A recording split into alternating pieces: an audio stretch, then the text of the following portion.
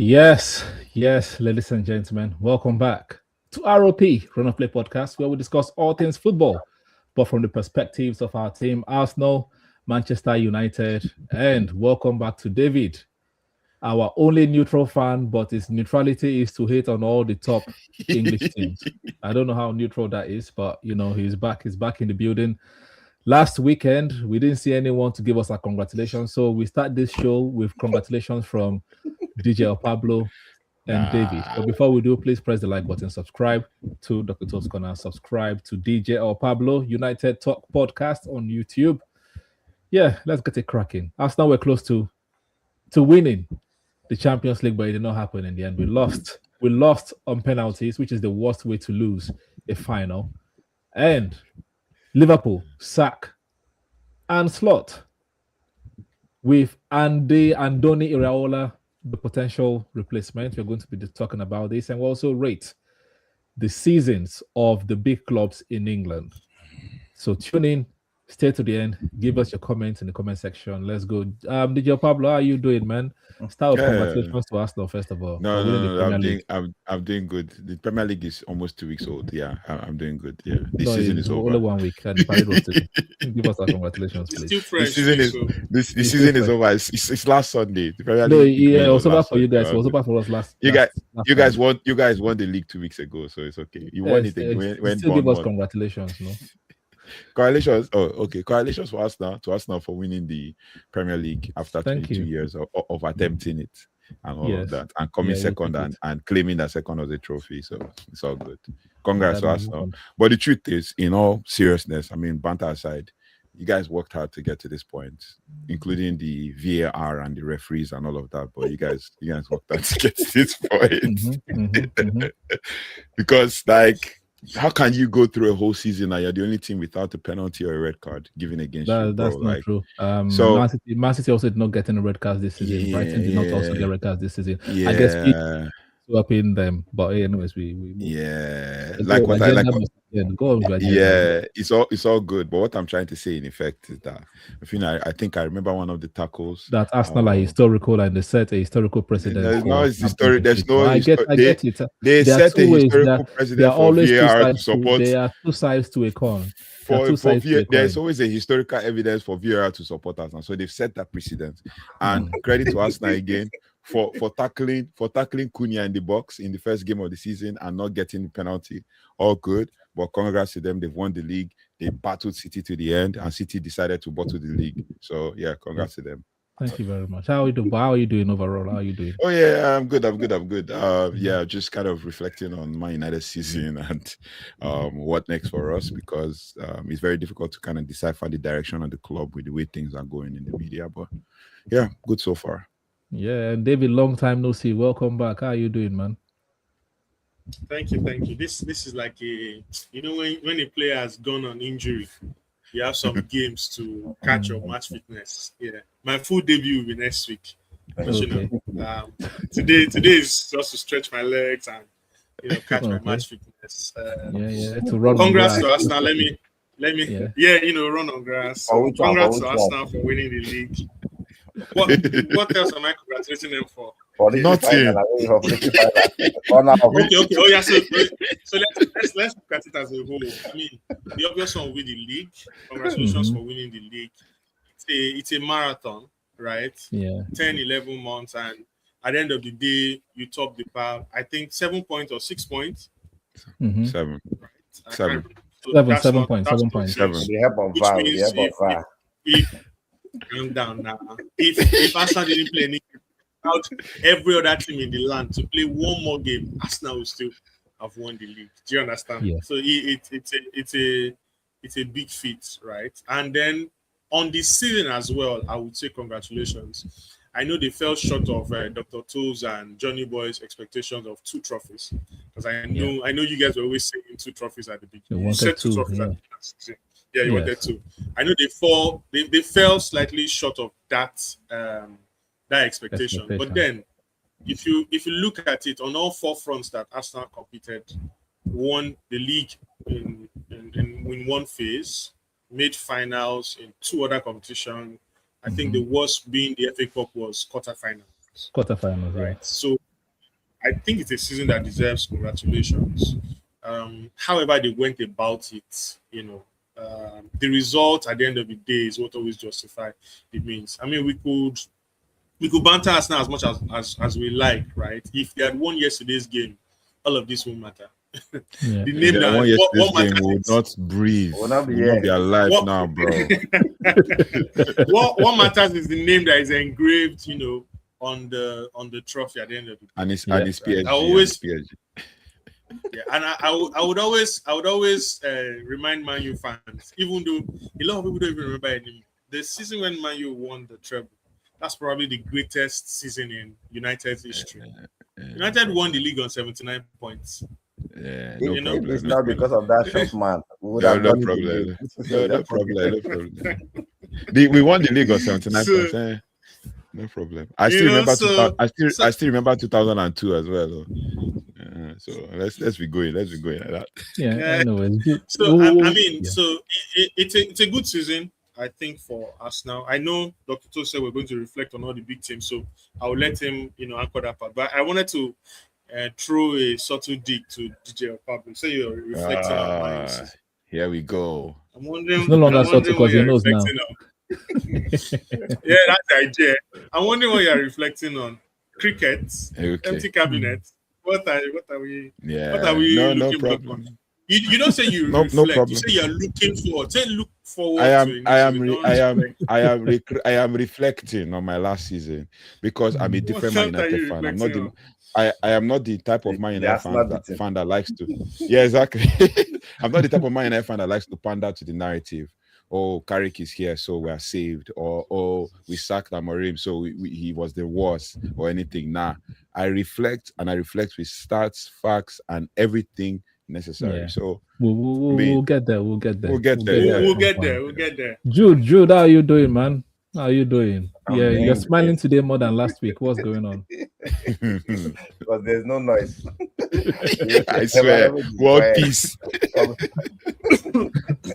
The noise is only on the street of London. But there's no noise. We are at peace. Oh, world peace, man. Bro. The god of football decided to support the opponents, the Arsenal team. All right. We'll get into it. But first, we have to take a little message from our sponsors. Football clubs have never won the UEFA Champions League.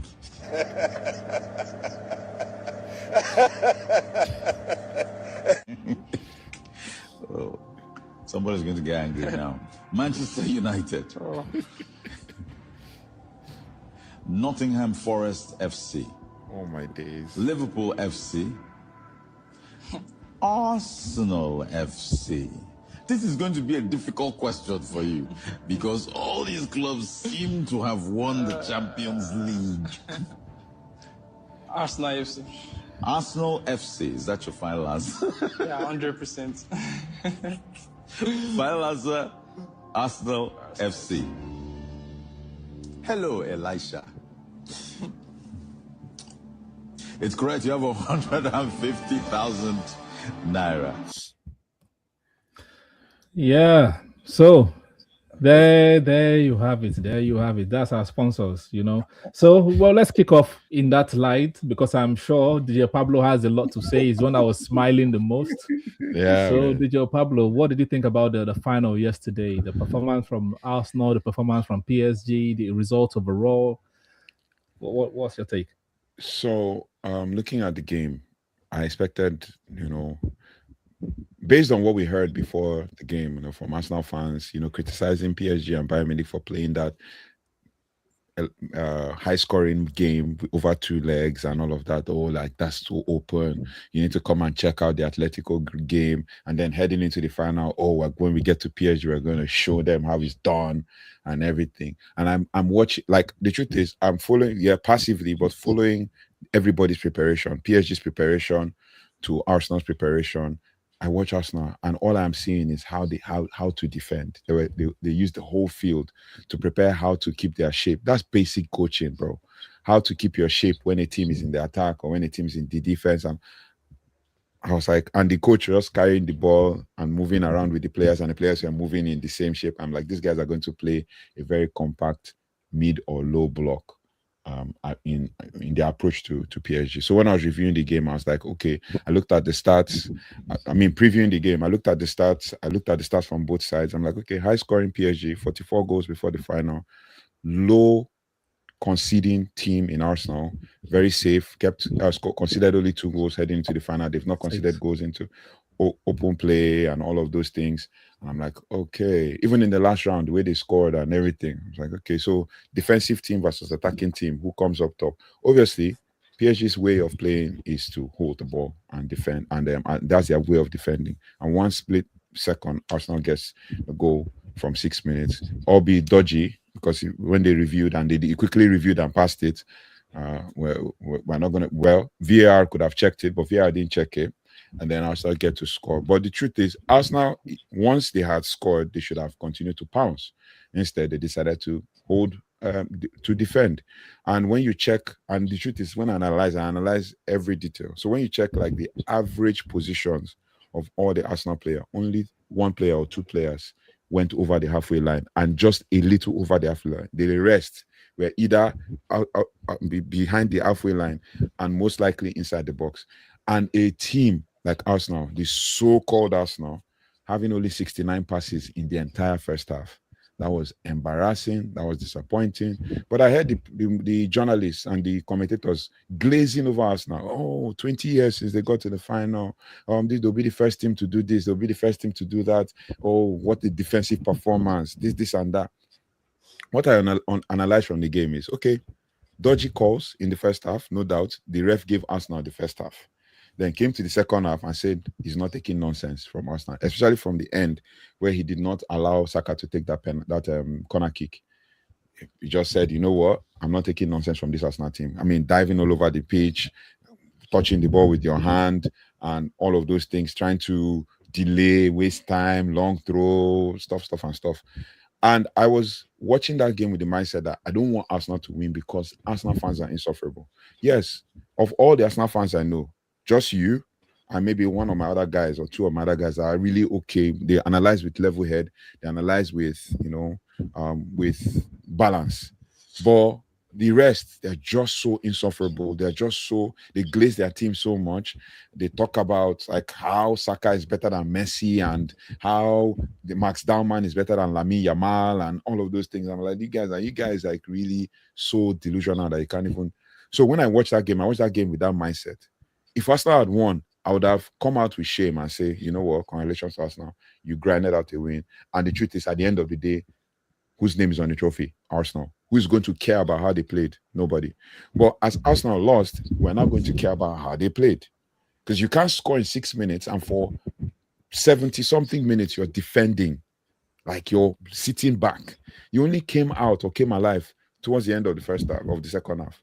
Bro. And at the end of the day, Arsenal did not make 1 up to 200 successful passes in the game. And you're playing against a PSG side that made 885 passes with 802 successive passes, 91% pass accuracy, compared to Arsenal that made 67% pass accuracy. Short passes. By the way. They had more position. Passing from year to year is not that difficult, but yeah, continue. And that's the thing with fact. When you're saying fact, you should also say what you watched as well. Yes, I'm saying what I watched. Yeah. Now, Arsenal, even in the long and the forward passes, Arsenal didn't make any. They didn't make as many. That's the fact. So whether you say short passes, side-to-side passing, Luis Enrique came out to say that we tried to pass around them and it didn't work. We tried to pass through them, it didn't work. The one time we got the opportunity. That's credit to Arsenal, no? That's credit to Arsenal. That's what I'm saying. That the commentators were glazing. Leave your United bias to the side, but yes, be honest. But the commentators were glazing Arsenal for being so defensive. And I'm like, if it were to be Man United, you're like, oh, why do you have 3 defenders on the field? Why don't you have Arsenal had 3 centre-backs on the field?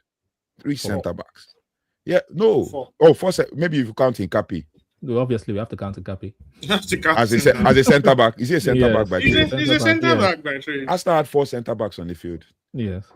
And you are playing against a PSG side. Man City plays with 4 centre-back all the time. Bournemouth plays with 4 centre-backs all the time. Even PSG, sometimes this season has played with 4 centre-backs. Like, it's not a new phenomenon. The treble-winning Man City team had 4 in the final. Yeah. It was Akanji, Ake and who else at the three at the back. Then Stones was right in front of them. With Rodri. So that was when they were playing that 3-2. 3-1. So yeah. But yeah, David, what did you take? What was your take before I give hand over to another banter United fan, Jude? Because they're not going to be honest. So the thing for me, I mean, I've heard the things that DJ Pablo. So let me just take some things off. The old Arsenal fans are insufferable thing. I think every team, every football team has insufferable fans. The same way you feel that way about Arsenal fans, there's some Arsenal fans who feel that way about your own team too. I mean, I've encountered, will I say, delusional fans from both sets of. I always say sides. All fans are delusional. All fans are exactly. It's in the name. It's in the name. All Fanatics. Fans are delusional. I mean, everybody here, maybe not you, DJ Pablo, but everybody here knows that if you are going to have this argument about the best striker in the world, there's one name I always call above anybody, regardless of his numbers, regardless of the fact that he's playing in Turkey. He would always be the first name I would call. It's part of what being a fan is. He would always be the number one I would call. Do you get? But in terms of yesterday's game, I think that game was in phases. The first phase was definitely that first 10 minutes. You see, the next 30 minutes was another phase of that game. I'm not a coach, and I don't earn my income from coaching teams. And I know that if it was left to me, I would have tried going for a second goal, right? However, you're also playing with a very, very deadly PSG team that can hurt you, at any point in time. And we saw that in the second half when Arteta tried to, open up. There was now so much space. If a player like Bakola had some finishing and goal sense, that game would have, So it was clear that, what Arteta actually did in the first half after that goal was also very sound, because we're all saying, he could have changed the game, or he could have also lost it and the game will be done, set and match. Let's not forget, we're talking about a PSG team that loaded somebody last year in the Champions League final. They loaded Inter Milan. It was 5 at the end of the game, and it could have been like 10 or 11, right? So, yes, there was a prudent way of managing the game. However, there was a point in the game where I felt Arsenal had a stronger 11 on the pitch than PSG. At that point, what point? Was that second half? Oh, there was a point in the extra time when Arsenal had a better 11, where Vitinha had come out. Emery. Emery, John Neves and Kvaratskhelia has come out. It was the whole forward line was out, kind of, except the team Doué. was down to except Doué. The team was down to bare bones, and I was like, Arsenal has a stronger squad on pitch. Why are you guys still defending? Why not, go out and kill it off? But I would never know why that decision was why it wasn't taken. I'm sure if you look at stats, it would look as if the game was a hammering or a pounding. But when we watched the game, we saw it. PSG was struggling to penetrate. Shots. I gave them credit to that one based on shots. I pull it out of you, DJ Pablo. Is a difference. Yes. Shots were not going on target. I'm not sure Raya had to make more than maybe 2-3 really important saves. And those saves are like crosses into the box, basically, not really like shots. They were not even one shot, all that. So we can look at stats and think, PSG was far better. Yes, they're a good team, they're a strong team, they know what they want to play, very compact. I think it took only Chelsea at the World Club Cup for us to see big weakness in that team. But they were playing the tired PSG side. That's the thing. In that club, everybody was tired. I think everybody was tired. But this game, PSG rested more players. Imagine a whole season goes in the French league, and Marquinhos, who played 90 minutes, by the way, started only like 2 or 3 games in the league deliberately because of Champions League. Same thing with Ousmane Dembele. That game was Ousmane Dembele's longest game he has never played 90 minutes. He's always been chopped off at the 65th minute. He played the full 90 and his hamstring was gone. Right? That team is full of so much rotation. That Berardo you saw played in the last game that PSG played where they lost. Berardo was in that heart of that midfield. Right? The only player that I say, okay, he can play both in the league game and the Champions League is João Neves. He can play, or Warren Zaire-Emery. Warren Zaire-Emery has played right back. He has played center midfield, right? Another player they didn't bring on was Lee Kang-in. That was another good player as well that can, So that rotation was deliberate because you see, even when they celebrated their league trophy win, they were just clapping. They were not really like excited about, because the focus was the Champions League. Imagine they playing an Arsenal team that has played 63 games all season versus PSG that has played I think 20 games less, because they heavily rotated that time. Well. Plus rest. Yeah, bro. I mean that was one of the things I was going to also speak about. That both teams had squad depth, and we could see visibly how the squad depth played out. But at the end of the day, everything was down to how you played from the beginning of the season up until that point, right? Yep. I mean, Arsenal was taking off quality and bringing on quality. Arsenal was taking off quality and bringing on quality. I was like, this is good, right? But PSG was also taking off quality and bringing on, quality, in code, but quality that had been getting game time and experience and all of that. So it looked to me at the end of the day like a whole season came into a crescendo. Right? I was telling an Arsenal fan that I watched the game with that I don't expect Arsenal to now start attacking today, because it's a system they've played all through the season. You don't just teach what's that word? Old dog new tricks or something. Yeah. You won't just teach them new tricks on the day of the final. They've played a certain way. They are going to more or less play that way, right? PSG has played a certain way. They would play that same way, right? But it was good to see two teams with squad depth. I was happy that injuries really didn't affect the teams so much. Everybody was kind of back, even if they were not 100%. Hakimi and who was it on their own side? Merino and Timber, on this other side. But like I said, that game was in phases. And there was a phase where it was 1-1, and I felt Arsenal had the stronger 11. And, there was nothing else, maybe just 20 more minutes to the end of the game. You could have just gone for the kill, and Arsenal might have, There's obviously the discussion of the referees and the VAR. They took a stand like they wanted to, stay away from it in the first half and just allow the game to go on. But in the second half, they decided we won't start calling everything. I think that also maybe took some momentum off the game on both sides, actually. On both sides. Yeah, so I think the referee and VAR should have taken the same stance all through. If you want to get involved in everything, start it from the beginning, get involved.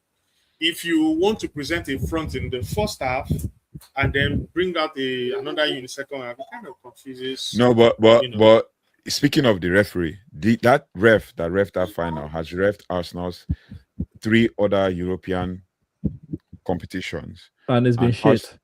No, Arsenal won. Are you serious? Arsenal won 3 of those games. No, Arsenal did not win because of the ref. I can't show you all of my text message. I am not saying that Arsenal as soon as the game started the and I saw the ref, I put in my group with Johnny Boy and Jiga. You've met Jiga. That this ref is not going to allow anything to go. I put it straight away. That's what I'm saying now. That's what I'm saying. No, he did not, my friend. The commentators tried to bring. He allowed in the first half. Second half was. That's what I'm saying now. There are some silly things that I should have let fly. There's so many. Like Saka handball inside the 18-yard box. That one is controversial. You should have allowed the corner kick. You should have allowed that corner kick. Bro, the time was up. If Saka didn't stroll. Then why did you give the corner kick? No, the time was still rolling when the corner kick. No, it was already over the 6 minutes. It was already over the 6 minutes. When did he call it off? When did he call it off? When it was like 51 seconds over. Yeah. 51 seconds over. Was 6 minutes. 6 minutes 31. Not even 51. Yeah, that's 6:31. 31. Yeah, but it blew the corner kick. Check 2 minutes, 6 seconds. It blew the corner kick 2 minutes, 6 seconds. And check out that 31 seconds. All of a sudden, check out that 31 seconds. Take out like 10 seconds from it. That's the other 20 seconds that Saka used to walk to the line. But that's how Arsenal plays corner kick throughout the game. Yeah, he was in this and adjusting his jersey and bro. So because corner kick has to wait to hide it. Is it ref that decides?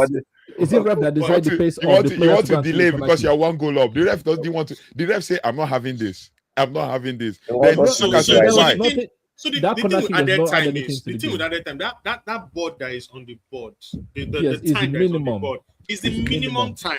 It's not maximum. I felt just allow them take the corner kick. After the corner kick, they could have scored again. So yeah. Okay, if that's the agenda, why are you not blaming that referee? Jude, what does it take to the game before I give my take? And I come back a little bit of comeback. I remember all the points. My factual take. Actually, what I was going to say is like this reminds me similar to the Madrid Atletico final. It's almost the same. Like the Madrid was like their best attacking team that campaign. Atletico was the best defensive team coming up to that campaign. And the only difference is that Arsenal had a stronger 11 than Atletico to withstand the pressure that was coming. So I think you can't blame Arteta for the setup. If Arsenal have gone with their usual setup, there's most likely going to just be goals. And we know that when it comes to clinicality, PSG is more clinical scoring than Arsenal. So I think Atlanta took the safe space. Luckily for them, they had the goal. And you don't expect, and it's a smart thing they did. Like, hold on, don't come out yet.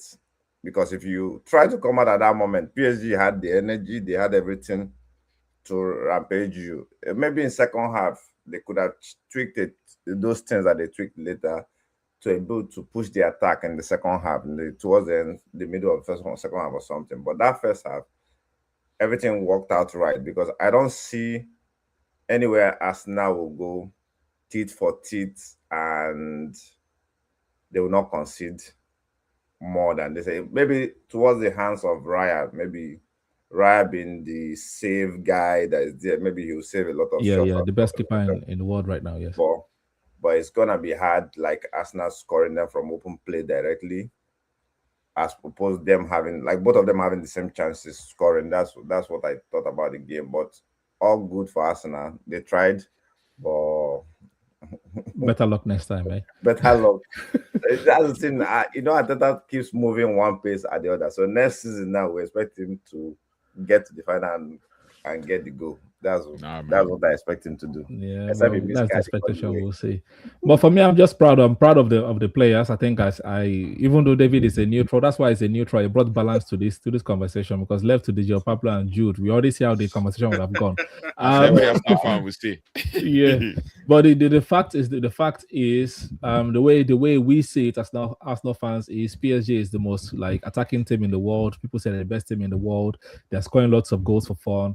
And we limited them the same way we limit a lot of Premier League teams as well to just penalties. Wow. If yes, that's what happened. Their goal was from a penalty, and that's a mistake from Mosquera, right? Mistake from Mosquera.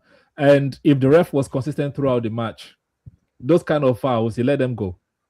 But I will also give the ref credit because he could have easily sent Mosquera off. Give him a second yellow card, and that would be a red. So that's why you realized that's not fun. So that's why I'm like, I don't want to call the ref out too much because there's also a decision in our favor. Yeah. It kind of balanced it in a sense. So that one.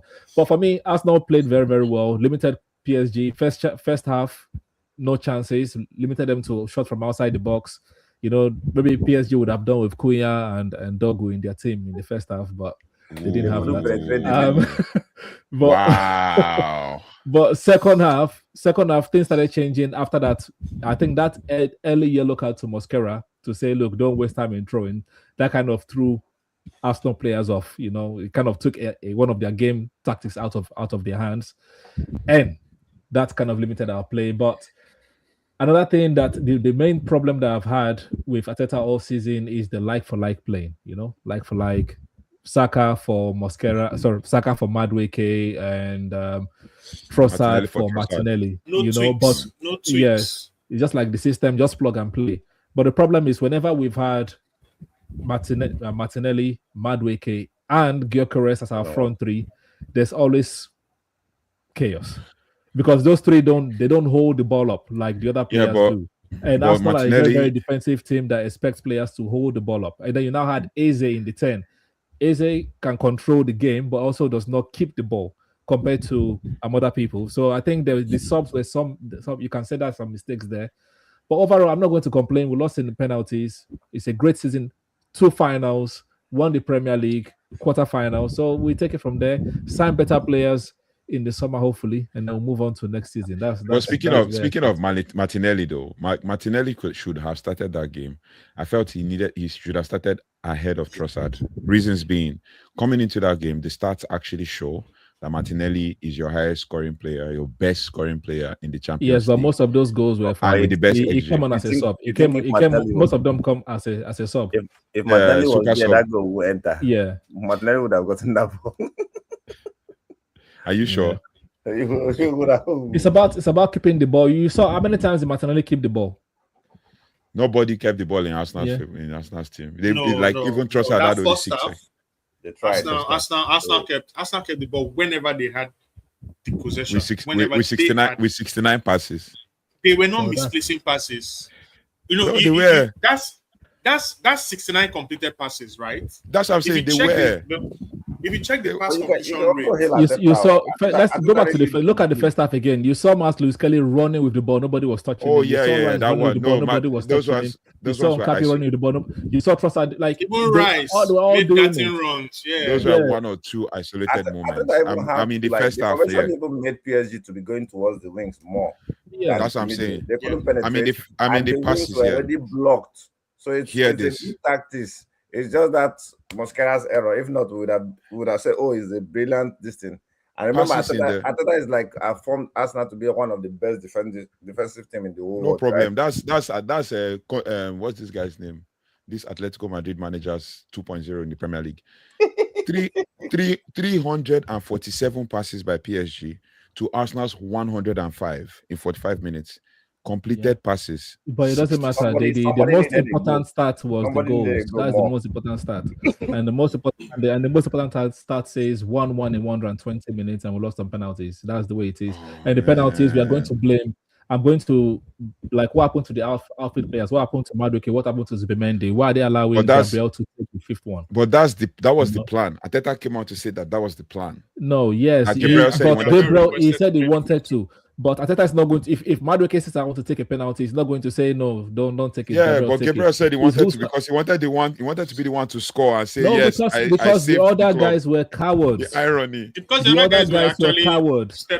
stepping away from. Yeah, they're like, no, I'm not taking the 5th one.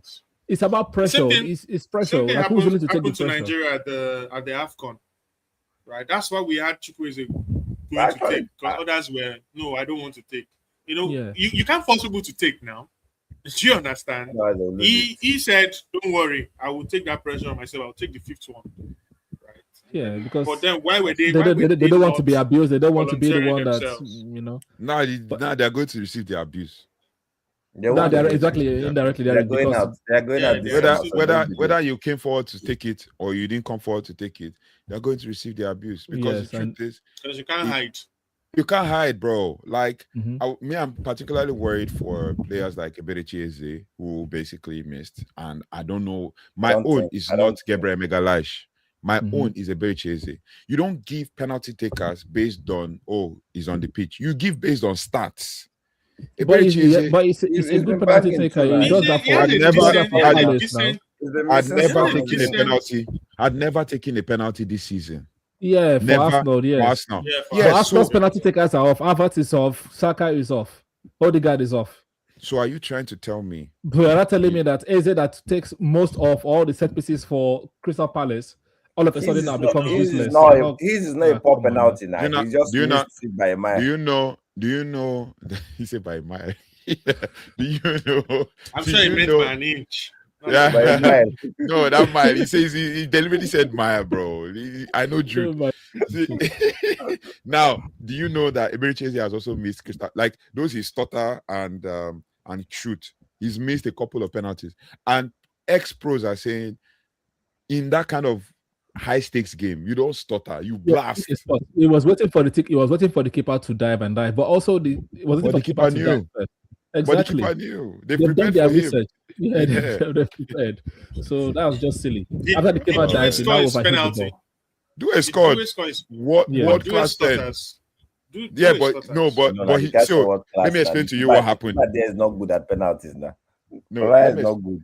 Let me explain to you what happened at that pens and in those pens.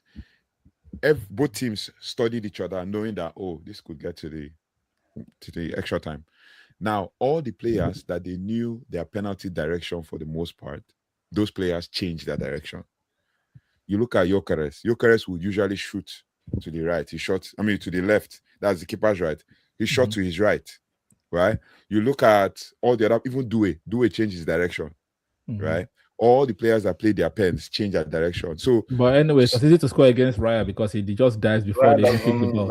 He just dives. It's like so. The one person, he saved one. Yes, that's what I'm saying. The one person that didn't. No, he didn't change his direction. Everybody said Mensch plays where his left foot is facing, so his left foot is always playing to the right. In fact, so I saw forums online saying that he needs to address that before the World Cup. Before the World Cup, yes. Raya has also dived twice to the right. He has already dived twice to the right. So even the commentator was saying, you had it. It was, but it was even against Man U. If you remember that Man U PK, it was just diving to the same side, and the Man U players were just scoring one. At some point, it just felt like Man U knew that this was his weakness. So I think he played that trick with the first two. And the commentary yesterday said he needs to change something, or the other player needs to be smart. And so Peter Schmeichel said something. Peter Schmeichel said something interesting about this thing you just said now. Peter Schmeichel says he doesn't go into the penalties knowing where anybody's going to play. What he does is he knows the first two he's going to dive right. The next ones he's going to dive left. And if he's going to dive left, he's just going to dive with conviction, And then if he happens to save it, he saved it. So it's just interesting. But I just felt it was ironic for Gabriel to be the last person to take it. It's also good that Gabriel was one to take it because Gabriel is one of Arsenal's strong players. So you do see that there's not a lot of abuse because in the 90 minutes you can argue it's one of Arsenal's man of the match. Yeah, I agree. It stopped a lot of chances. If only they had extra sub, they would have used. Because if this was somebody else, if it was another player. No, but Kepa is good at penalties. They did this season in penalties. But wait. Jude. Dr. Toast, there was another thing I noticed I missed saying. I think Arteta was naive in his substitutions. You talked about subs. I forgot to remember it, to bring it up. He was naive in his subs. I felt he should have played his cards strategically. How can you bring all your players before the 100th minute? All of them. So that he could have one extra one and they brought one extra. Yeah.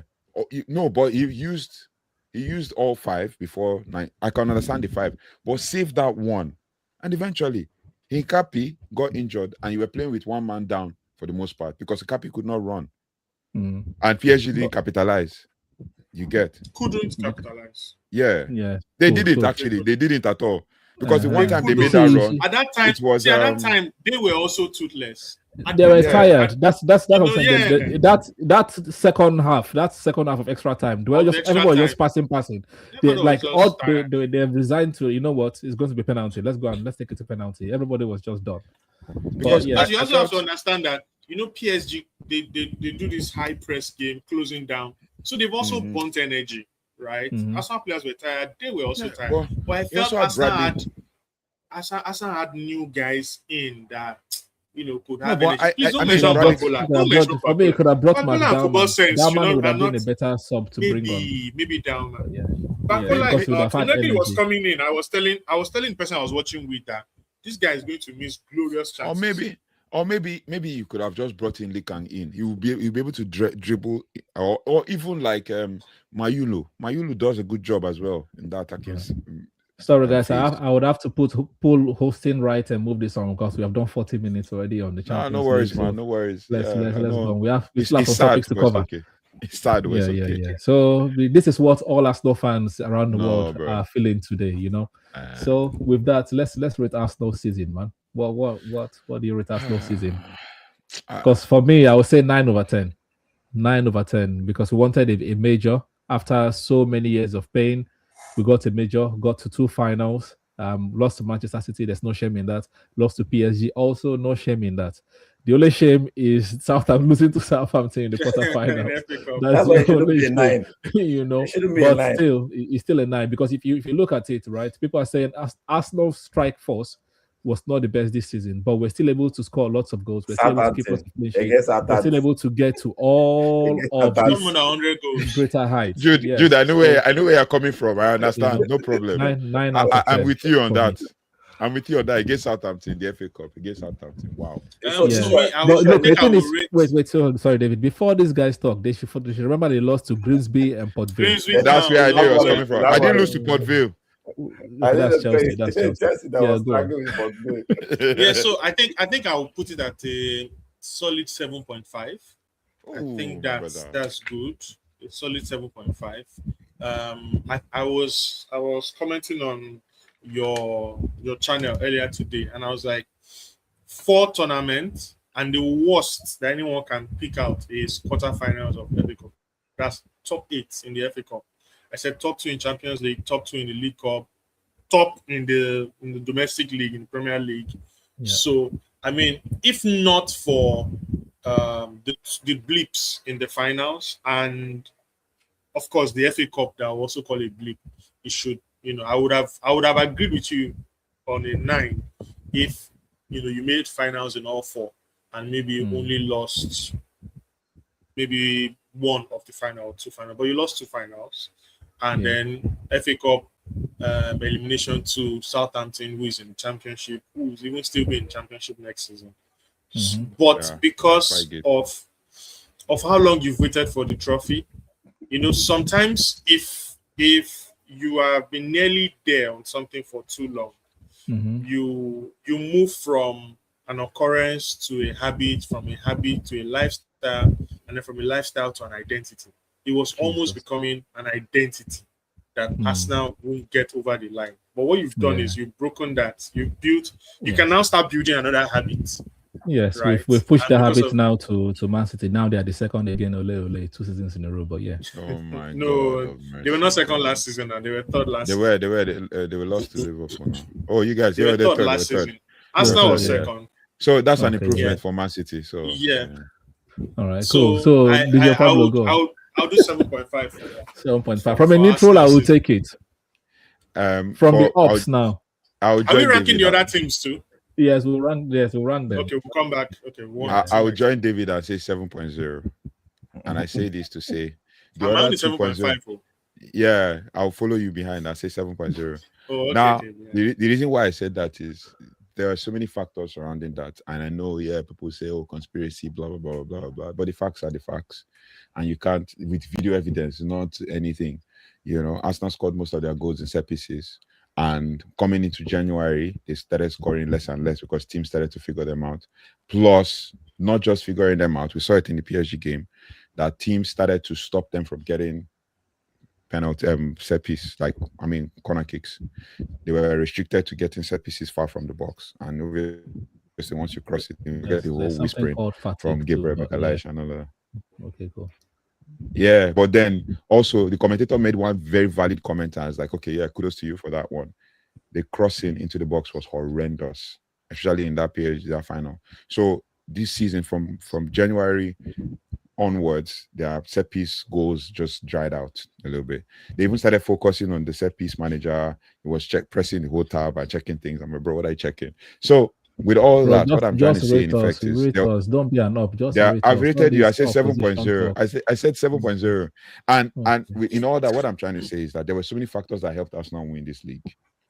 But congratulations to Arsenal for trying multiple times for the last 6 years. And in the 7th year, they eventually get in the sixth season. Whatever the year. the sixth season, the 7th year, because he came in December of 2019. Yes, so for December you count January and to December all together as 1 year. Thank you very much. See ups. Go on, Jude. So what I'm trying to say in effect is that yes, kudos to Arteta. He played the way he wanted to play, and it didn't work. Then he changed the way he wanted to play.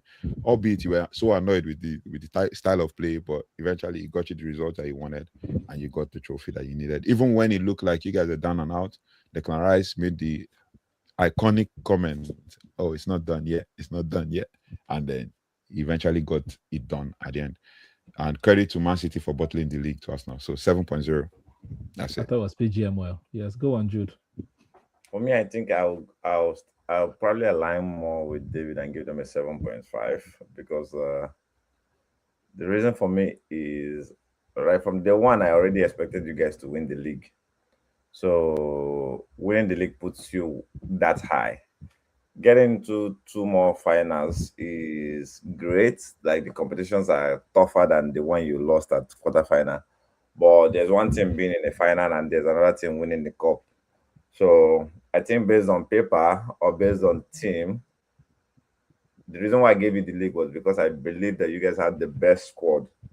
And you had a manager that stayed as longer as Pep to win. Your squad was already compatible. You just need to put 1 or 2, which you did already in the transfer window.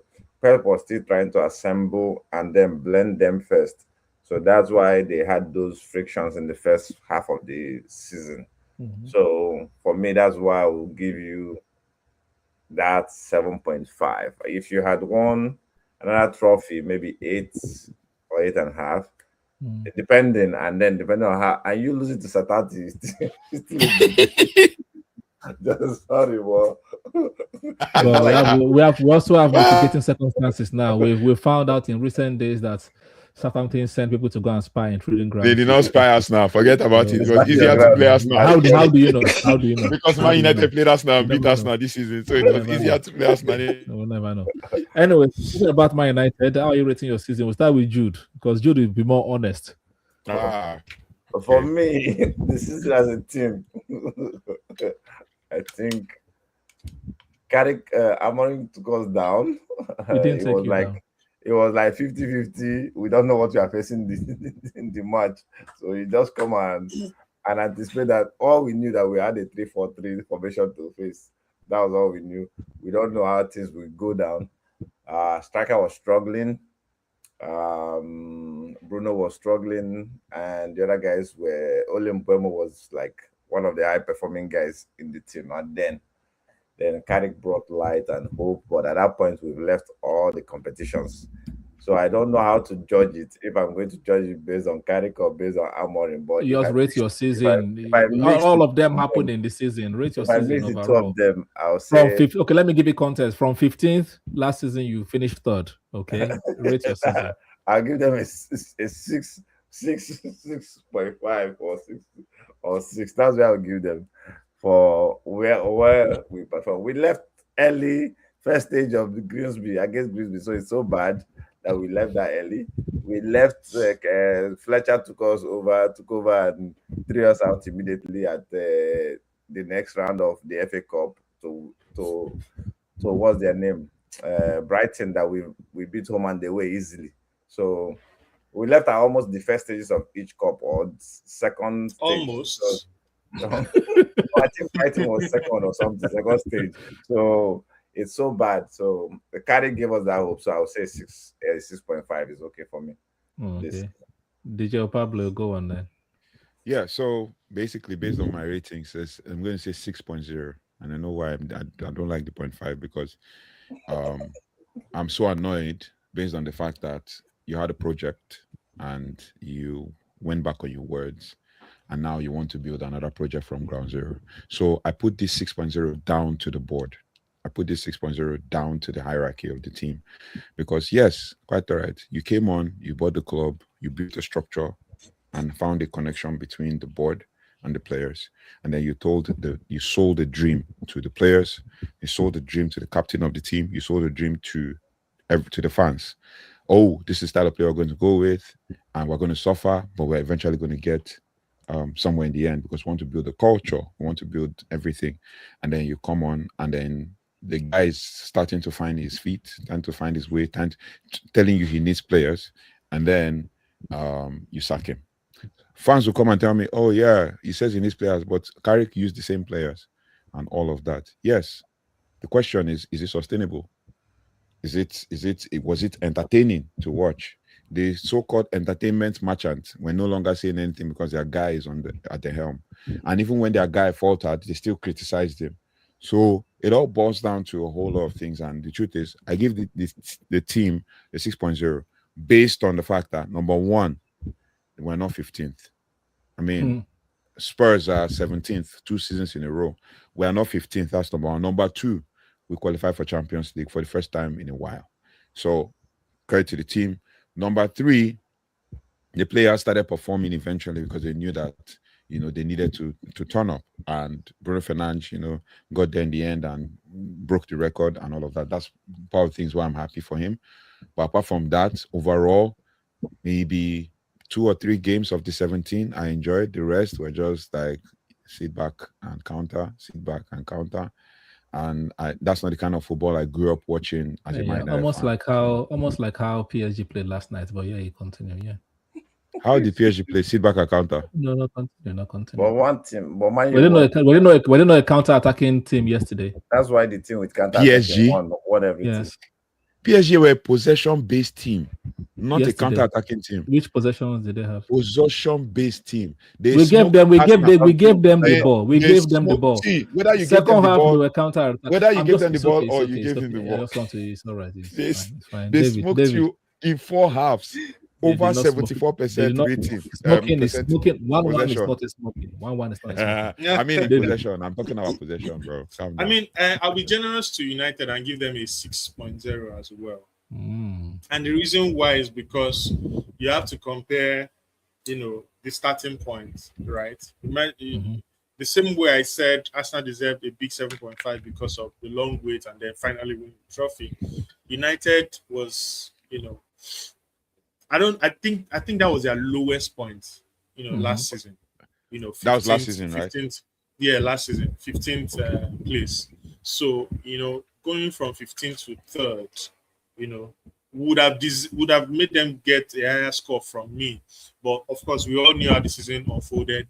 There were a lot of other things. Now, achieving that feat while bringing in new players, getting them to play together, to gel together, having multiple managers, and still being able to make Champions League qualification, is what gets them 6. On the downside, they played only 40 games all season. Not even up to 40. Right? No, it was 40. 38 in the league, 1 in League Cup, 1 in FA Cup. 40 games. 40. Right? So it then looks unfair that I'm giving them 6, and I'm giving the guys who played 63 7.5. We have PSG numbers when it comes to number of games. PSG numbers. PSG played 42 games or 47 games or something. No, they didn't play 42. This is no, they played 20 games less than Arsenal. Yeah, they played like 20 games less than Arsenal. No, they didn't play 20 games less than Arsenal. I can even do those numbers. The French Super Cup, the European Super Cup, the Intercontinental Cup, that's already 3-4 games, right? The league is 34. That's about 38 games. PSG played, I don't know if you guys remember, PSG played knockout round for the Champions League after the group stage. You're muted, DJ Pablo. No, it's not. So after the first Club World Cup, that's what I was going to say. Oh, okay. No, not Club World Cup. Club World Cup was last season. I'm talking about this season. There's an Intercontinental Cup that they played. They still play that stuff that they play yearly, right? PSG played 2 extra games than Arsenal in the Champions League. I don't know if we're all aware, because they didn't do so well, right? So, and I think the full season Arsenal played, I think, is it 15 games in the Champions League? Yes, I think so. Yeah. PSG played 17. So I know Arsenal still played more games than PSG, but it was not 20 games difference. No, maybe 10. Okay. Maybe 10. But back to my point, right? It would be unfair for me to give Arsenal 7.5 after playing. So compared to Arsenal played 63 games. PSG I think PSG played about 50. So it's not 20 games.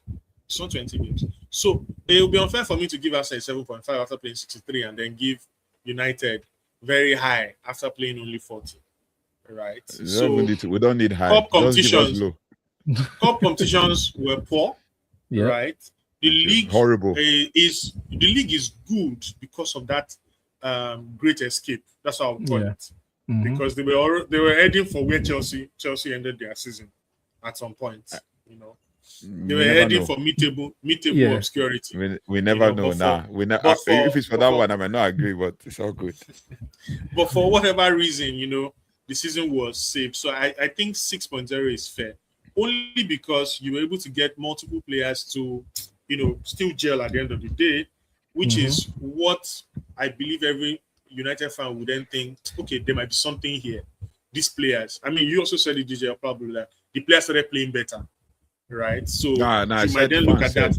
No, I said fans will come and tell me that, how is it that Amorim tried with these players and didn't work, and then Carrick is using the same players and they're playing better. No, I'm not talking about the coach dynamic. I'm talking about the players started getting the numbers, you know, from like December, November. Actually, they picked up from October. It's just that they were not winning games, right? And people will come and tell me, Bruno Fernandes, Bruno Fernandes started his season kicked off in October, literally. He was not August, September were kind of like a blur because he didn't even get an assist. Yeah, but even in October, from October to December, I think he had like, if I'm not mistaken, maybe like 7 assists heading into the January. Then from January, it just kind of picked up and he was just getting assist upon assist. Because I remember the Liverpool game, I remember the Nottingham Forest game, I remember the Spurs game, right? Those were games where he got assists, right? So if we're going to talk about those ones, I'm sure the first leg when we were that 5-game winning streak, or we got to 3 and then we drew the last 2 and then we still kept the unbeaten to like 6 and then we got to Newcastle, we won, all those kind of things. If we're to look at those, yes. But from January, yes, the numbers changed. And then I now go and watch an hour-long podcast of Bruno Fernandes saying his favorite position is that number 6. So it's all right. So David, how many points you say you're giving them? In the 6.0. So all of you around 6 is. I was going to give them around 6 as well, but because Pablo has pissed me off, I'm going with the 4.5. Wow. let's just make it 5. Let's just make it 5. Like you said, they had a shambolic cup run.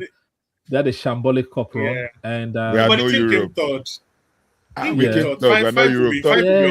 me qualify now. They shambolic cup run, and according to my United fans, the third best team in the league. They only had the league, and even the league they were playing games like every 2 weeks or every 3 weeks. They were going for the title. You know, we're going for the title. Their fans when Carrick won, the biggest point is Man United did not win 5 games in a row. We don't need it. United fan has still not cut his head. That guy was who amplified it. Otherwise, nobody will pay attention to that. Yeah, he will cut his hair first 2 games next season. Everything will be done. No issues. So get hair against Arsenal this season. So basically, average season. You guys did well to go from 15 to 3rd. You know, I'll give you that's the 5 points. For the other cup, 0. We're almost at an hour. So I'm just going to play a 60 seconds video, and we start to talk about Liverpool and Slot. Then rate Liverpool, Chelsea, Man City as quick. Please let's be concise and compress our points. All right. Thank you. I don't mean to do that, but guys, like, subscribe. DJ or Pablo, United Talk Podcast. Thank you. So. This is a clip of Bruno Fernandez talking about managers and sacking versus players. I'm sure we know this debate has been a long debate in football, but let's listen to what he had to say. I understand the club as different manager comes in and different ways of playing and whatsoever, but the recruitment has to be for Man United because the player will get normally a 5 years contract and the manager will get 2. And you know that if something is not working, the club always gets rid of the manager first, then he gets rid of the player because it's much more difficult. So I think you always have to bring players that fit the club, and then you bring managers that fit the club and the players you've got. And I think that says to be the thing that, for example, let's talk about Klopp and Pep. Why they were so successful? Because they chose the players in togetherness with the club that will fit the club, the system, and the way they wanted to play. Not for me to get involved, but I will. Right. So for me, I think he contradicted himself. First of all, he first said the club should just bring players that will fit a system, and the club, not the manager. And then he said Pep and Klopp chose their own players. That's so not what contradiction. He said. That is not what he said. That is not what he said. That is what I heard, and that's actually what I heard too. No. I didn't know you can. He's saying you watched the full video. I watched the full video. I did a full analysis. Okay. I did a full analysis, three set videos of that thing. So remember, we have to be concise, your Pablo. Yeah. So he's saying sign for your club and then bring in the manager that can work with the resources that you already have. Yes. Then he goes on to give examples. Yes. You know, so David, I'm going to let you finish, but I want to throw my question in there before I forget, because everybody has different points. So my question is, it made it seem like sign players for the club that fits the players and that fits the club. Does that mean that players also have a say in who the manager is? Because it's sounding as if we can choose to play for the managers if we like the manager, if it fits our style, and if the manager does not fit the style of the players, we might not play. That's another sub point that I got from the video. So I'll let you give your analysis, your response to the video, and maybe touch on that as well.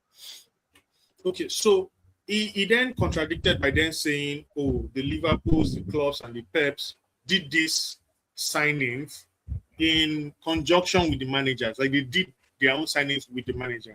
After saying, I know he's not a native English speaker, so maybe it might have been different from his own language, before he then said it in English. But it sounded like buy for the institution, buy for the system, then get a manager that fits the system. Because he said you give players 5 years contract, you give managers 2 years contract.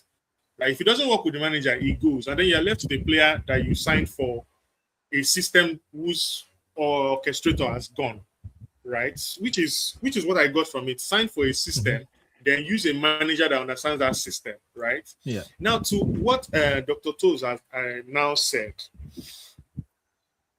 a system should be bigger than the players that you currently have. That's what I believe. So I get what you're saying, because we've actually experienced it in football with certain players that will not be named, where you have to buy players for them, or they have to sign off on whatever signings that you're having. But I think a system should be bigger than one player. Yes, some systems are built around some players, right? And maybe in those cases, you might have some managers. So I think at the end of the day, is a club should do what works for their own system. At the end of the day, you want to get results on the pitch. So what helps you get those results, is what works. If we take a situation of the Barcelona of the 2010 eras, I don't think you would sign any player that would come in and compete with the position that Messi is playing, and you expect to get joy from that signing. That was a system, because the football was built around Messi. And that was why it never worked when Griezmann was signed. You're buying a left-footed playmaker to come in to join a team with another left-footed playmaker, and they won't be able to start together. And when they did, they ended trophyless. So to answer your question, Dr. Toes, maybe yes, there are some systems that are player-oriented, and we've seen it play out in football. Some of them were successful, right? What we have in abundance is systems that are manager-oriented, where a manager determines a philosophy, and then everybody plugs into it. And they're usually long-serving managers like the Peps and the likes of this world. A team like Real Madrid has another philosophy. It's never manager-oriented, right? They just buy specific players, the best of the best, that money can buy in specific positions. Then you as a manager comes, you must work with the resources that we have. Know what works for you. I mean, Madrid, you can't deny that they're a successful club. How many Premier Champions League titles? Is it 14 or 15 now? Right. 15. So I think it's down to what works for you. What Bruno Fernandez is complaining about worked in time past for Chelsea. They signed players for specific managers.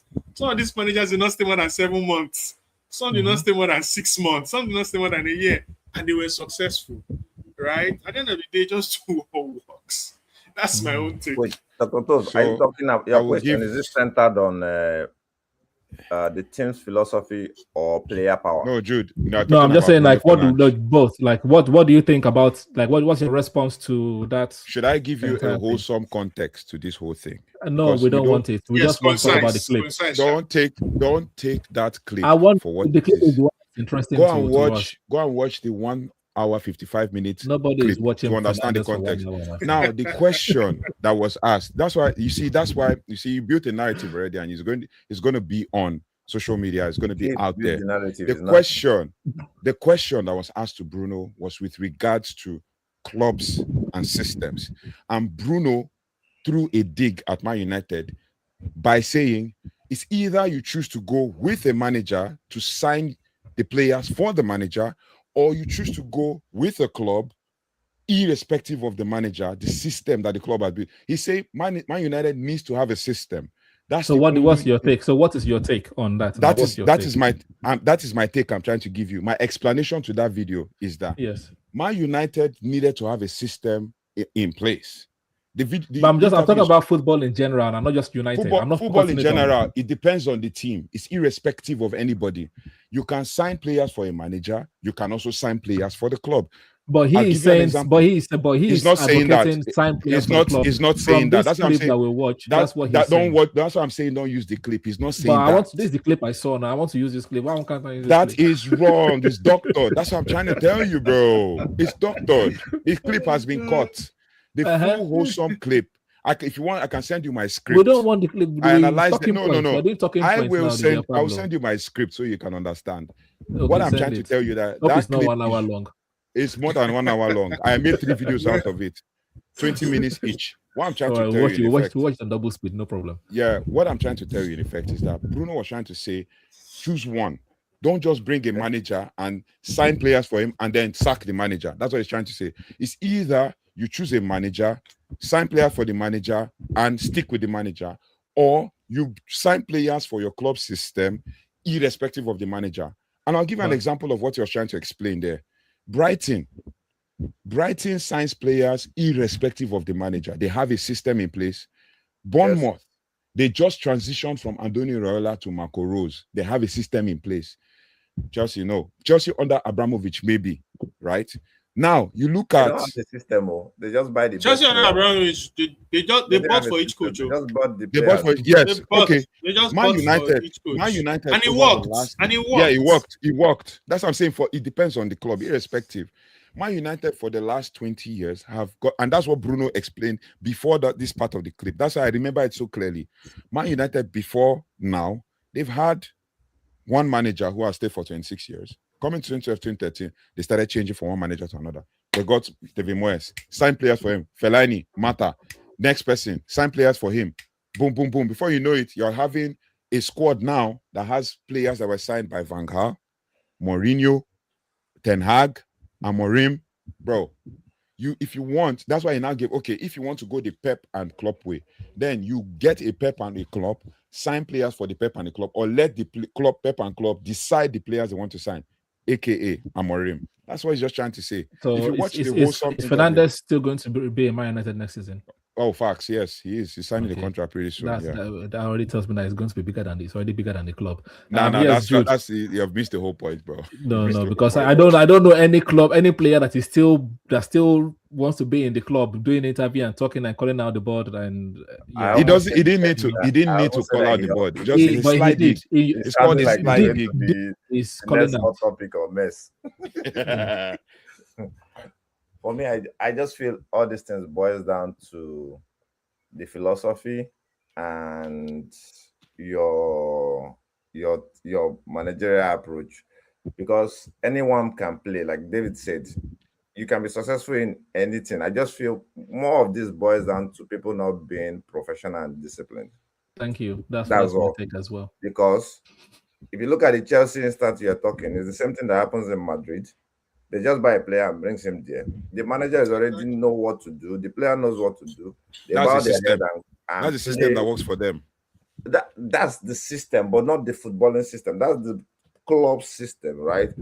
There are teams believe you can't because club that you're calling now met a set of players. He played with those players before they started buying. Yeah, but he struggled for the first couple of years before they signed players for him. But he got to Europa League final. You can see how many years.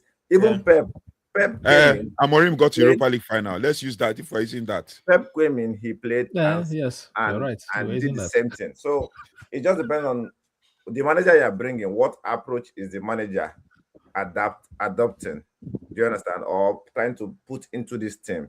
If it doesn't fit, for you to achieve success, you have to work with the manager to achieve success. Otherwise, you sack the manager and put another manager. Yeah, but he's saying that they didn't work with the manager. That's what Bruno is saying. They didn't work with the manager, but they bought some players for him. No, they didn't work with the manager. So Bruno said, when you want to sign players, the manager and the board will agree. But let's explain this thing. But the players were already there before Amorim came. Let me use Amorim. The players were already there before Amorim came. Fernandez was there. Fernandez was there. So Rashford now was there too. Højlund was there. Even where Fernandez is playing, Amorim needed somebody. But because we don't have anybody, he played Fernandez there. Right? So now it's up to him and the board. They say, okay, we'll buy players. They chose, you can't spend too much now. Otherwise, FFP will come and hold you. No. And you're not selling. January. We are like, January, you still have to add. What if the club didn't want to? Because one is that we had players, our players went on AFCON, remember? Yeah, but if you didn't want to, why did you now tell him you would? They could have wanted to buy, and then at some point, business changes now. You are you guys making excuses for them. That's all I know. Before we have another United talk for 30 minutes, I'm just going to say that, Bruno Fernandez is just talking about player power there because it was. He's actually saying players don't have power. That's what he's sounding like. You can say what he said. You can say that, but what he's transmitting is different. I'm saying find managers that fit the players. He's not saying that. He's giving an example, bro. Yes, that example. I'm talking about the example. That example is what I'm sticking on. You can't say that some players because the managers can come and go. But he did perform under Amorim. But he did. He did. As much. He was your best player. 19 goals, 19 assists. No, 19 goals, 19 assists last season, all competitions. Yes. That's performance. Yes, but that's high level stats. This season, can never. I'm not going to bite. This season, it shone more when Carrick came on board. Right? What if Carrick was like, "Oh, you guys are not my players. I want my own fresh set of players." Like Carrick couldn't have because that's not the contract he signed. And Dr. Toes, something he came in as an interim, steady the ship and keep it moving. That's it. Well, yeah, that's what they told us. But it's a full time. Something I want to point out. Yeah, any system that adopts that we sign players irrespective of the managers always has player power dynamic. Look at the Madrid. Look at the Chelsea. The players could get the coaches sacked at Chelsea. I mean, that's why those Chelsea players come out. Yep. But David, I just give you an example of Brighton now. That Brighton, they sign players irrespective of the manager. What I mean by irrespective of manager, whether they change manager from now to tomorrow, they have a system in place. Brighton would not sign a world-class player.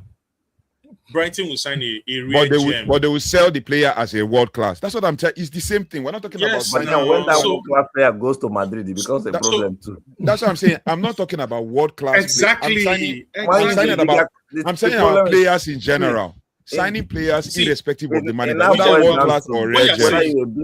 DJ Pablo, what you have just said is a typical small club play.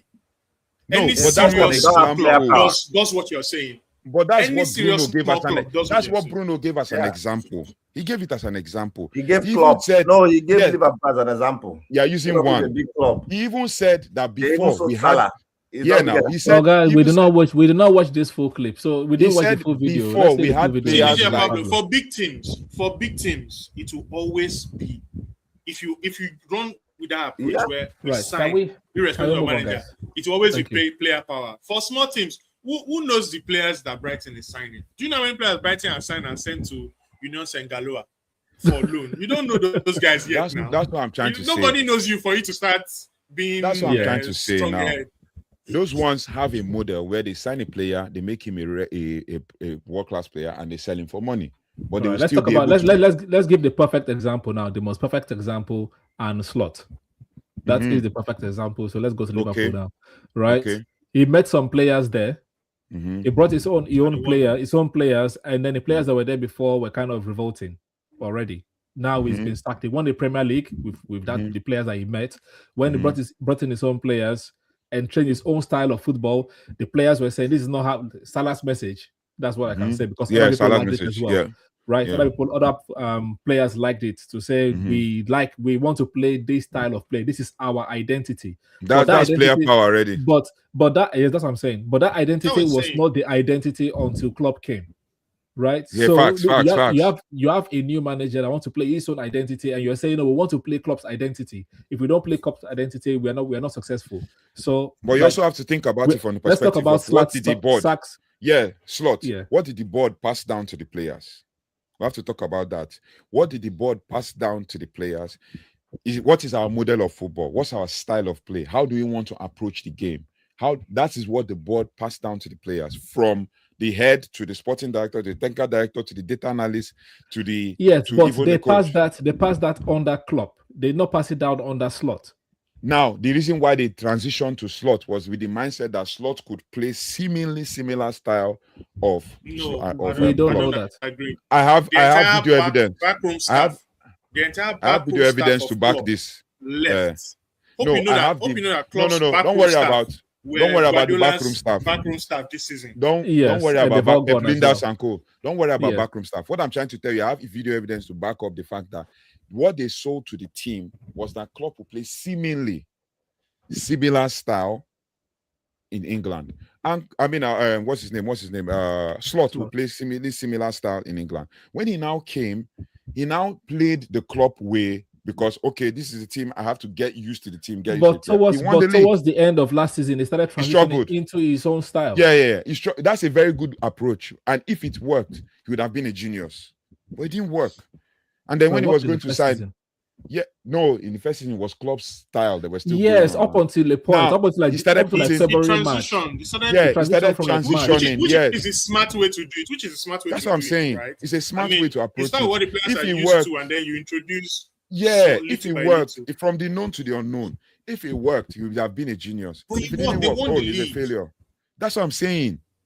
He tried to introduce. They were losing towards the end of last season. So do you think that his sack was justified? Them sacking him was justified?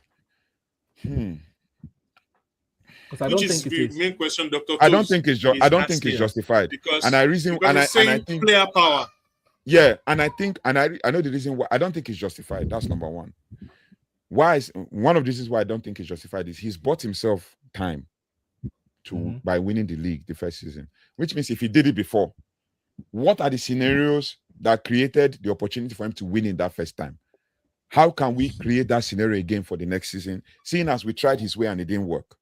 That's where you have to work with the board. But then they bought players for him. They spent over 400 million for Slot. So why are you sacking him straight away? Not letting him give him the chance to I agree. His style? Because Salah and Curtis Jones, I know people are throwing the feet in the background. Especially Salah, who is already out of the door. You understand? It didn't make any sense. So it didn't make any sense going to yes. Now, the truth is, he already had a clash with Salah from the World Goal. In fact, from the Champions League group stages, he already had a clash with Salah. But he mended it, and I'm sure maybe the board came in. But I thought he could have bought himself some time, even though I was slagging him and all that. But he bought himself some time already, even still getting Liverpool to 5th in the getting Champions League spots. Then next season, you now go back to the drawing board and say, okay, what were the scenarios that led to Klopp winning and led to Slot winning the league against a Man City and an Arsenal? And then how can we create that similar scenario instead of signing the players that he says he wants? You get it? So that way you can now say, okay, will it work? If it won't work, then we sack Slot and we get a manager who can work with these players. But I can also assure you, if they get Andoni Iraola, more than half this squad is going to be gone. I can assure you this 110%. More than half of this squad. It's a small manager coming in. But they're already going out. Stipulations. Some of the guys are already going out. Yes. Salah, who is out, the strongest person in the dressing room, is out. He's going out Salah, already. And a lot of players that are going. Yeah, exactly. Robertson is already gone. gone. These are the protagonists of the Slot play. Which doesn't make sacking Slot meaningful at the end of the day. He's pointless in the end. If the guys who were giving him stick are going, why not just see him maybe for another 6 months? Yes. Before you then make your decision.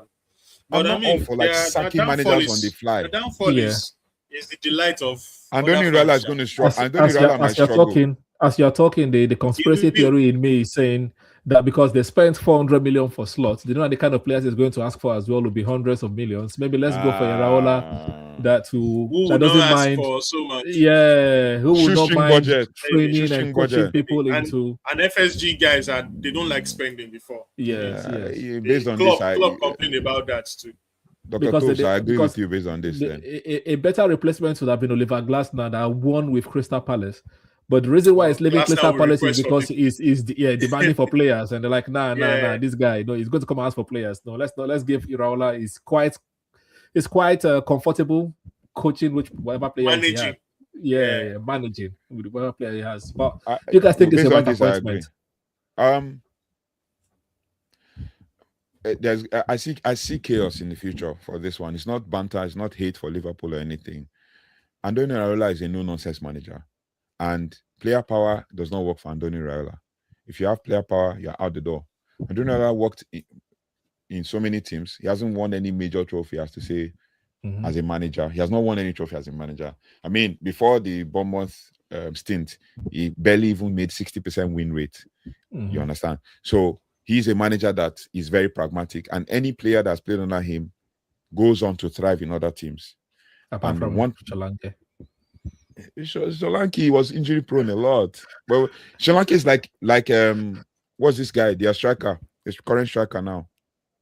The Brazilian guy. I've forgotten that guy's name. I know. It's easy to check. It's easy to check. Now, their striker, if you look at their striker, if you take their striker for example, as a case in point, he is not the kind of guy that will give you. Maybe I know Krupi. Arsenal is going to take Krupi, hopefully. Krupi. No, Evan Nielsen. It's Evan Nielsen. Yeah, Evan Nielsen. He will not give you like 10 goals. He's just 26. He will not give you like 10 goals in a season, but he'll give you a performance. He will run. He will press. And that's what Solanke was giving him. But Solanke had a good season. The season he was signed by Spurs. So that one is but so the truth is you look at players like Amin Adli. I don't even know who the heck is Amin Adli. Adli was a good player. Adli played under Xabi Alonso. He was part of that invincible guy. That's what I'm saying. Yeah, I mean Adli is good. He's really good. And NS Adli is actually quite good. Yeah, so you look at all these players, that was a back reject. Now you look at all of them. Their average age, based on looking at this squad, is 24, 25. These guys are absolute beasts when it comes to running. They say, in fact, Bruno came out to say, when they want to press you, they press you so high that you don't even have breathing space. Bro, when you look at that, you now come to Liverpool. In fact, Jamie Carragher already gave his own take on it yesterday on CBS Sports when he said that he feels like if you come and play that intense style of play at Liverpool, players are going to get injured.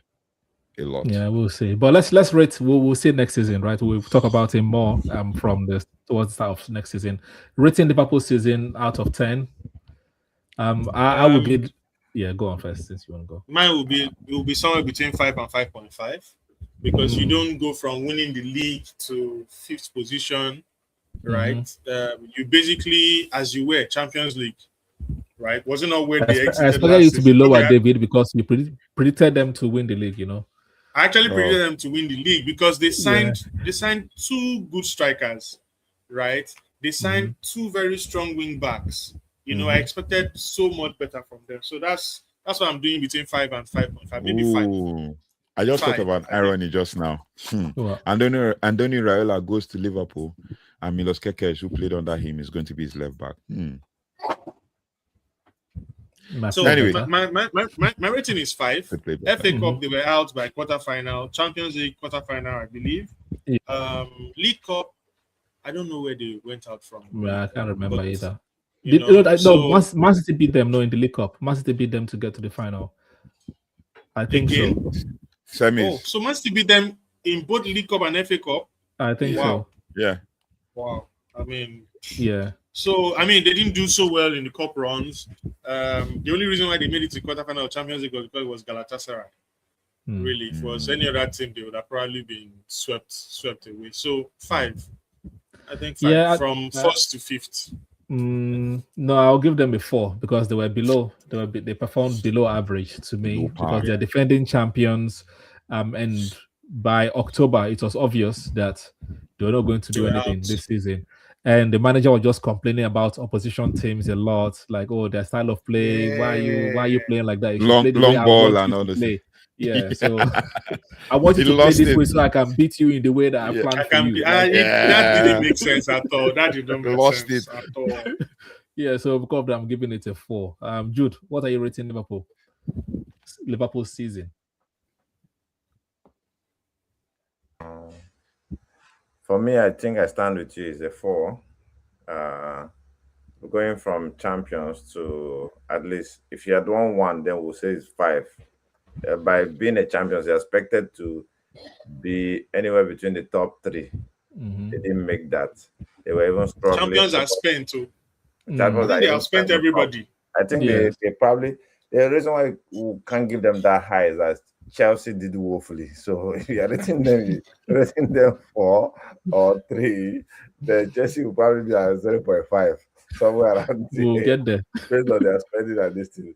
So for me, I feel a 4 is 3.5 or 4 is okay because you can't be the champions, spend money, and come and be struggling till the last day to enter Champions League spot. Aston Villa even finished ahead of them. That's how bad it was. Yes.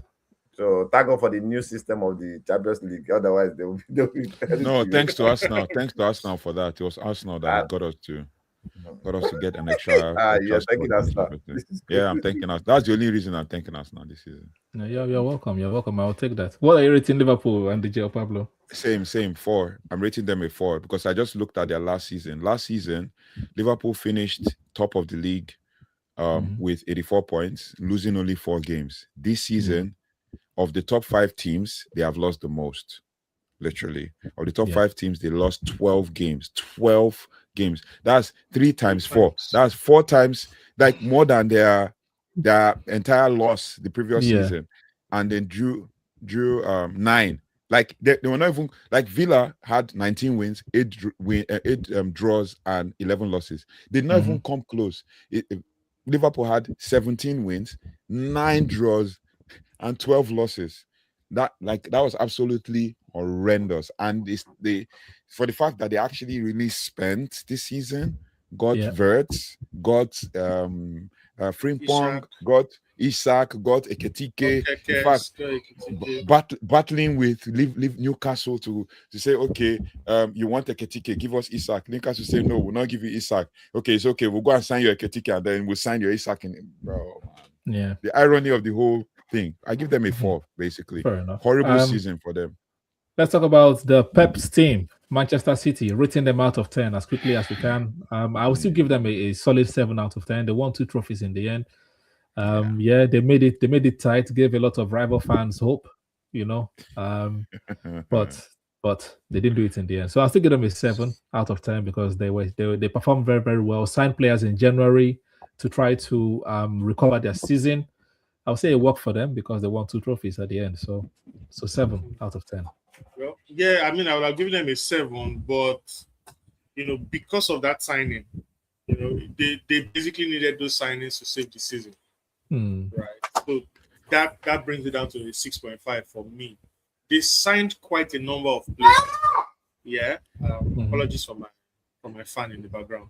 They signed quite a number of players, right? I knew that there would be some time to take for those players to come together, but they signed quality players, right? You expected better from that squad overall. Some people didn't even come to the party this season. Thankfully, Foden is not going for the World Cup. He didn't come to the party this season. I think whatever system, whatever transition they're going through, left some existing parties, in the back, and then brought some new guys to the front of it, to the point where they were just depending on the form of the new guys to carry them through. So it'll be a 6.5 for me. I can't give them a 7. Yes, they were able to win 2 trophies. Yes, I mean, that's credit to them. But they still fell short on the league by about 7 points, even when at some point they were neck and neck. They also had their hand, on the title. So Champions League, nothing to write home about for them. I think at the first hurdle, they were out. Yeah. Right. So 6.5, considering all the money they spent, 6.5. Yeah. Yeah, I think I would agree with you as well. So 6.5 for me. They battled. They had a horrible start to the season. Players injured also. So many factors as well you could factor in. Like you said, Foden didn't turn up. They literally didn't have a defense when we played them. They were using players like Max Alain, when we're playing against them, and he was making blunders and everything. So they literally didn't have a defense when we played them. And then the next game, there was McGahey, right? So that kind of saved their season from the back. Then you now go to the outfield players. Checking out came towards the February period and then started turning up. Foden could barely get a kick of the ball. Haaland just went on a dry spell when he came to goal scoring and all of that. Very long dry spell. And then anytime he gets a goal, it's either it's deflected somewhere and he hits the post and he goes in or something. Those kinds of things. So to get so close and yet still be far from the Premier League is such a well, you won 2 trophies, no doubt there. It's regular. It's expected for Man City to win the Carabao. I mean, if you look at the last 10 years, it's expected for Man City to win Carabao Cup and the FA Cup. But the main crux of the whole matter is the league and the Champions League. And in the league, they failed to win it 2 seasons running, and they've also failed to win the Champions League 2 seasons running. So yeah. I mean, the only reason why they even get up to 6.5 for me was because last season was trophyless. Last season was trophyless. So and this season they got to improvement. They got to. Yeah, I totally agree with you with that. Yeah. Fair enough. And Jude, rate Man City season real quick, out of 10. I give Arsenal 7.5. So I think it's 6.5 or 7 because I feel Arsenal made them look better. If you have stick to your I think so too. Arsenal made them really look good this season. Facts. Leading this thing, I think you would have won the league a long time. And we wanted to entertain you guys, that's why. That would have boosted you. You guys bottled the league first before you now gained it back. We can't bottle what you've not won. You can't bottle what you won. Sorry, we won it. Yeah. I took it off. Anyways, the league. Yeah, they did. Big time. 3 times. They won 2 trophies, which is not.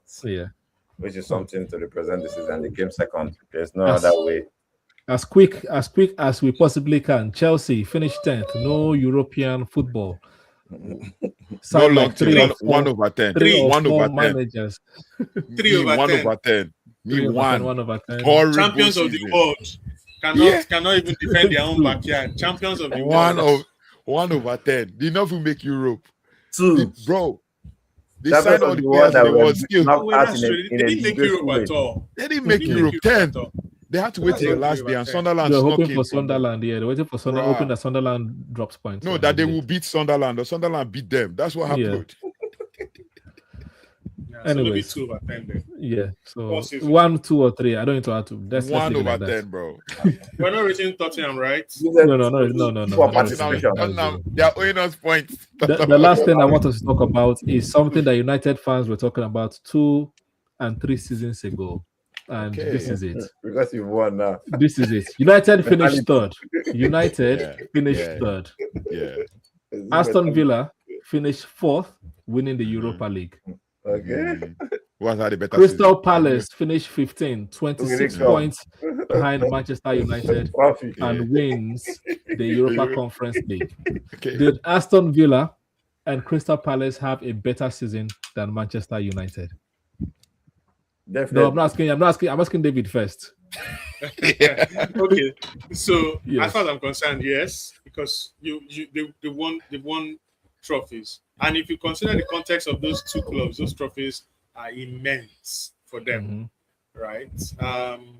If the previous season United had won Europa League, won't have had it.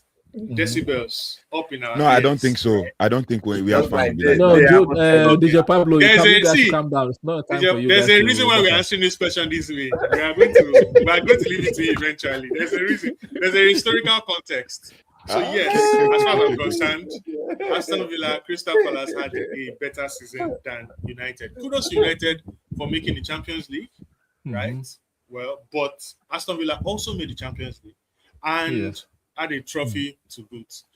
Crystal Palace, whether you like it or not, will still be in the continent next season, and their second major trophy. So it's a big season for them. Oh yeah, over to the United fans. I want to hear. No, yes.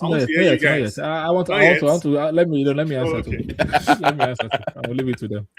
Right, definitely they had a better season. First of all, Aston Villa season eclipses United one because there are two ways to make Champions League, and they got both. They didn't even leave one to chance. They made top four and won the Europa League. That's something that United failed to win last season, by the way. Why do we love it in 15?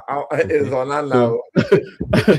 I blame Onana, but it's okay. Let's go. Aston Villa has that one. Crystal Palace also has a better season than Manchester United because if you remember, the first 5 or 7 games of the season, Crystal Palace did not score a single goal. No goals. People were thinking they were going to be relegated. They were not relegated. They were safe for a long time and still end up winning a massive European trophy, So, they have a better season than United because as United fans reminded us under Ten Hag, when Ten Hag won Carabao Cup and finished third, they said I wanted them to answer first. It's all about trophies. So, there we go. Let's hear what I want to set them up now. Let's set you up now. So what are you going to say? Who's going first? I'll just go first. I'll go first. Go first, Jude. Good job. It's not about setup. It's about the. Remember what you said. Your standards. Remember what you said. I was the one. It's not you. You were there. For me, Aston Villa had a better season than United, based on context of their team, based on investment and stuff in player power and player purchase and all those stuff. They had a better season, winning Europa and also getting into the Champions League. Not by winning Europa, because that was what Manchester and Tottenham was targeting last season. Let's follow the window and enter. They did it by being in top 5. So that being said, I think they probably would have made more money based on competition pay than United made in the season. So that's what I feel. Crystal Palace. Exactly. Let's do this too. I don't know what to say, but no, you have to say something. You have to say it too. The difference is not that much. What do you mean? Better or no? Did they have a more successful season than you? Success is the eye of the.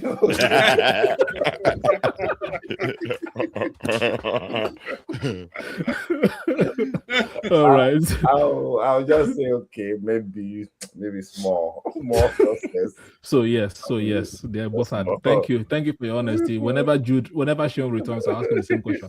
DJ Pablo. Both teams had better seasons than Man United, and I would say this with chest because we were out of all the cups. That's number one. We didn't even have Europe to contend for. We didn't have so much to play. We had fewer games. We had 40 games than we used to have. We usually have 62, 65, 67 games every season. And this season we had fewer games. We didn't even, if we had gone further, maybe in the FA Cup, maybe won an FA Cup, by virtue of that, you now qualify for like Europa League or something. Yeah, that makes sense.